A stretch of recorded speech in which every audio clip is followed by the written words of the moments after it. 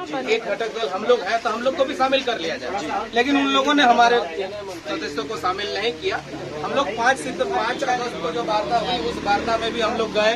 14 अगस्त को जो वार्ता हुई उस वार्ता में भी हमारे प्रतिनिधि वहाँ रहे, उपस्थित रहे, ताक में रहे, हम लोग रहे कि हम लोगों को बुलावट होगी, लेकिन हम लोग को बुलाया नहीं गया।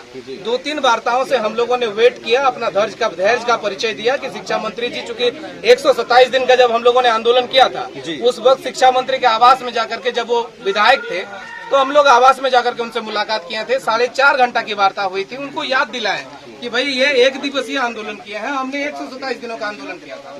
उस वक्त में जो है राज्य में शिक्षा मंत्री नहीं थे, इसीलिए हमारी जो है व्यवस्था उस तरह से वार्ता हमारी नहीं हो पाई थी। आज व्यवस्था है तो आज वार्ता हमारा कराया जाए, लेकिन इतना धैर्य के बावजूद हम लोगों को वार्ता नहीं मिला है। अब हमारे साथी जिले के, प्रखंड के तमाम साथियों की तरफ से ये दबाव आ रहा है कि अब अगर वार्ता नहीं होती है 28 के बाद, अगर 29 को या 28 के उनकी बैठक के उपरांत अगर हमारे लिए 1 घंटा वो बैठक का आयोजन नहीं करते हैं आधिकारिक तौर पर, क्योंकि हमारे भी बहुत सारे इश्यूज हैं, जैसे कि एक मिथक जो चलाया गया है कि भाई जितने भी टेट पास है वो सभी सहायक आचार्य बन रहे हैं, ऐसा बिल्कुल नहीं है।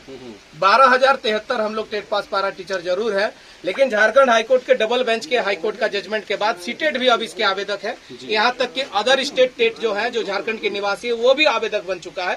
तो 26,001 बहाली में हमारे 12,000 समथिंग हमारे लिए सीट आरक्षित है और अभ्यर्थियों की संख्या, टेट पास की संख्या 19,000 तक पहुंच गई है, क्योंकि 5 से 6,000 आपके सीटेट पास है पारा टीचर में। तो ये समायोजन तो अभी तत्काल में नहीं हो पा रहा है। यहाँ तक कि नियुक्ति भी जो है वो बादल, उस पर संकट के बादल छाए हुए हैं।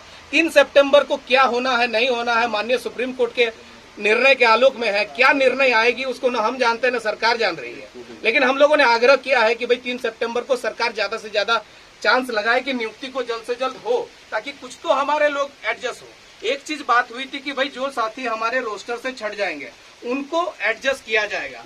दूसरा चीज है कि भाई 10 वर्ष का सेवा हमसे पुनः मांगा जा रहा है सहायक आचार्य के बदले। इस पर मैं आपको डिक्लेयर करना चाहूंगा कि एक ऐसा विडंबना है हमारे पास कि भाई आपने क्या किया कि विद्यालयों को 2 भाग में बांट दिया, आदर्श विद्यालय, गैर आदर्श विद्यालय, और प्राथमिक शिक्षक के जो सहायक शिक्षक का पद है उसको आपने डेड कैडर घोषित कर दिया, मृत घोषित कर दिया। अब सीधी बहाली आप उस पर लेंगे नहीं, आप प्रमोशन के जरिए देंगे।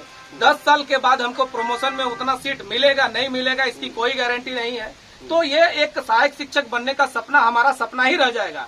इसीलिए कम से कम हमारे जो इश्यूज है, चाहे वो 10 वर्ष अनुभव का इशू हो, चाहे 12 वर्ष के बाद ग्रेड पे प्रमोशन का इशू हो, चाहे अनुभव का मामला हो, चाहे 1 to 5, 6 to 8 का बहाली किसका पहले हो किसका बाद में हो, किससे ज्यादा फायदा नजर आ रहा है, किस तरीके से सभी टेट पास को एडजस्ट किया जा सकता है, इन तमाम विषय पर माननीय शिक्षा मंत्री को हम लोग के साथ वार्ता करने की आवश्यकता थी। क्योंकि सबसे ज्यादा, चूंकि माननीय शिक्षा मंत्री भी मीडिया के समक्ष इन्होंने कहा है कि भाई जो योग्यताधारी है उनका सम्मान होगा, तो कैसा सम्मान होगा?